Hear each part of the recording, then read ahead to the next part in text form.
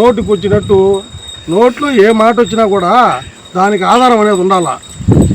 Endowment స్థలము ఒక వ్యక్తి రిజిస్ట్రేషన్ చేసుకుంటే దేవాదాయ శాఖ గమ్ముగా చూస్తూ ఊరుకుంటుందా? ఈయన 10 రోజులు ధర్నా చేశాడు, అది దేవస్థానం భూమి అని. ఆ రోజు మాకు దేవుడు కళ్ళు తెరిపించాడు, అది దేవస్థానం కాదు గ్రామకంఠం అని. గ్రామకంఠం దేవస్థానం ఉంటుందా అని అన్నావు. దేవస్థానం ఉంటే వచ్చి వాళ్ళ ఇంటి పన్ను ఎందుకు మార్చలేదు? కార్పొరేషన్కి లెటర్ పెట్టారు దేవాదాయ శాఖ వాళ్ళు.